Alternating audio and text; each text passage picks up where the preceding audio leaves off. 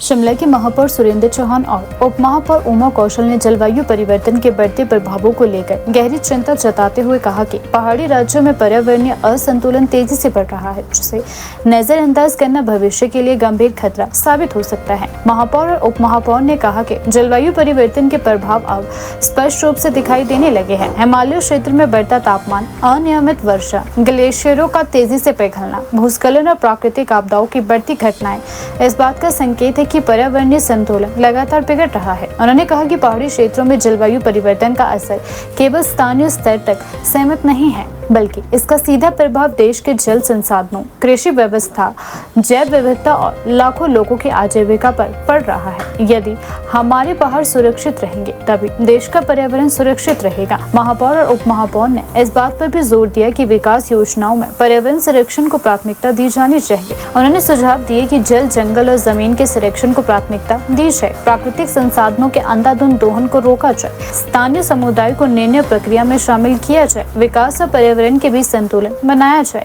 उन्होंने कहा कि वर्तमान में अंतर्राष्ट्रीय और राष्ट्रीय स्तर पर जलवायु वित्त और विकास योजनाओं के माध्यम से इस दिशा में प्रयास किए जा रहे हैं।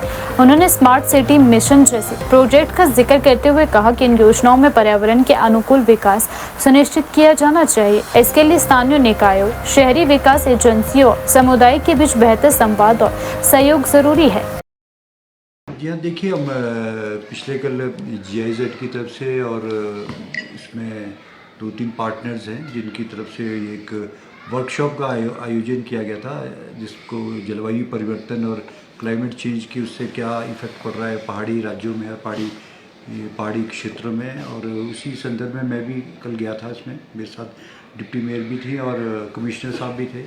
हमारा जॉइंट कमिश्नर भी, काफ़ी पूरा स्टाफ हमारा गया था और अलग अलग संस्थाओं से लोकल अर्बन बॉडीज़ के इसमें लोग भी आए थे। मैंने इसमें अपनी बात एक रखी थी, जो मैं हर समय बार बार कहता हूँ कि पहाड़ों को इग्नोर नहीं करना चाहिए। शायद क्लाइमेट चेंज का जो सबसे बड़ा रीज़न है, अगर हम पहाड़ों की रक्षा करेंगे या जो अपने ग्लोबलाइजेशन हो रहा है, टेम्परेचर में वेरिएशन हो रही है, अगर हमारे पहाड़ सुरक्षित रहेंगे तो शहर भी सुरक्षित रहेंगे। ये मेरा एक फोकस था। जैसे हमारे ग्लेशियर्स पिघल रहे हैं, उसकी वजह से क्यों पिघल रहे हैं, उसके पीछे मंथन कोई नहीं करता, जो एक बड़ा चिंता का विषय भी है। वर्ल्ड लेवल पे इंटरनेशनली आप देखेंगे तो इन्वायरमेंट पे बहुत सारा काम हो रहा है, लेकिन हमारे देश में ऐसा काम इतना ज़्यादा इसमें ध्यान नहीं दिया जाता है। दूसरा, मैंने कहा कि पहाड़ी क्षेत्रों में जब भी कोई नीति बनती है, नीति बनने के लिए पहाड़ों को अलग से एक पैकेज मिलना चाहिए, क्योंकि हमारे जो चैलेंजेस हैं वो अलग है।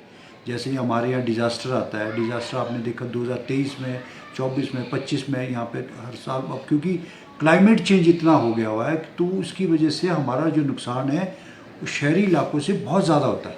वो इसलिए ज़्यादा होता है क्योंकि हमारे जो शहरों में बाढ़ आती है, तो बाढ़ आती है, पानी चढ़ता है, ऊपर जाएगा तो नीचे फिर बैठ जाता है। हमारे यहाँ जो बरसात होती है उसमें हमारे प्राकृतिक संपदा को भी नुकसान होता है और रोड रास्ते के रास्ते टूट जाते हैं, जिसको रीबिल्ड करने के लिए हमारे को 10 गुना की राशि दोबारा लगती है। तो उसको दोबारा करने के लिए हमारे पास कोई ऐसा साधन नहीं होता। तो मैंने इसमें कहा कि आपको उनको जो भी नीति बने वो हमारे लिए अलग से होनी चाहिए, क्योंकि हमारे जो कॉस्ट ऑफ कंस्ट्रक्शन हमारी अलग है।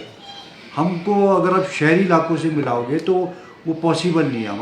हमारे जो नीति मैंने दिल्ली में भी ये बात कही थी, नीति आयोग के सामने भी की थी, फाइनेंस कमीशन के सामने मैंने एक बात की कि हमारे जो चैलेंजेस हैं बहुत अलग है। पहाड़ी राज्यों के चैलेंजेस अलग, हिमालयन स्टेट्स के अलग। वह डिज़ास्टर जब आता है तो बहुत बड़ा नुकसान करता है। तो जहाँ हमने स्ट्रॉन्ग वाटर्स को लेकर के बात की। दूसरा, जो हमारे गैप है, हमारे जो सिस्टम में गैप है, हम कोई भी प्लान करते हैं या प्लानिंग करते हैं तो उसका रूट बहुत लंबा है। हमारे यहाँ से MC एक ऑटोनोमस बॉडी है, डायरेक्ट जो पैसा है वो ट्रेजरी में, MC की ट्रेजरी में आना चाहिए। अगर स्टेट गवर्नमेंट्स के साथ कोई तो डायरेक्ट वो पैसे यहाँ आए, दिल्ली से है, केंद्र सरकार से, तो हमारे को डायरेक्ट, हमको इसमें कॉन्फिडेंस में लेकर के हमारे इसमें, क्योंकि रूट इतने लंबे हैं कि वो मेरा 2023 का स्ट्रॉन्ग वाटर का एस्टीमेट गए हैं हमारे, आज तक हमको ही नहीं आया। मैं कई बार दिल्ली चले गए कहीं, लेकिन उसका होता नहीं। गैप जो हमारे बीच का गैप है लोकल बॉडी, अर्बन बॉडीज़ को स्ट्रेंथन आप तभी कर पाओगे जब आप उसको डायरेक्ट उससे बात करें, क्योंकि आपकी जो ये बीच का जो गैप है ना, रास्ते है, उसको हटा देना चाहिए। तभी हमारा जो एक्ट है 73rd और 74th जो अमेंडमेंट है, तो तभी इम्प्लीमेंट होगा जब आप लोकल अर्बन बॉडीज़ को स्ट्रेंथन करेंगे। ये सारी चीज़ें मैंने उनके सामने रखी। और हमारा जो बजट था, तो बजट में भी उन्होंने कहा कि आपने अलग से हमने बजट दिया, जिसमें उन्होंने हमारा थैंक्स भी किया कि हम इन्वायरमेंटल टूल किट के तौर पे हमने बजट को अपनी इस बारी पेश किया था, जिसमें हमने, जो हमारा मैंडेट नहीं है लेकिन हमने उसको फिर भी किया। हर साल हम 5 से 10 हज़ार पौधे लगाते हैं, जो हमने चिम्याना की पहाड़ी हमने अडॉप्ट की है, और उसके साथ अलग अलग वार्ड्स में लगाते हैं, जिसकी देख रेख भी हम करते हैं। तो वो उसका ये मकसद है कि जो काम इन्वायरमेंट को अच्छा रखना और पर्यावरण को अगर बचा के रखेंगे तो बारिश, बर्फ़, प्रकृति से छेड़छाड़ कम हो, तो सारी चीज़ों को हमने इसके साथ रखा था। तो सबने हमारी बात को सुना भी, और यही बातें मैंने अपनी वहाँ रखी थी।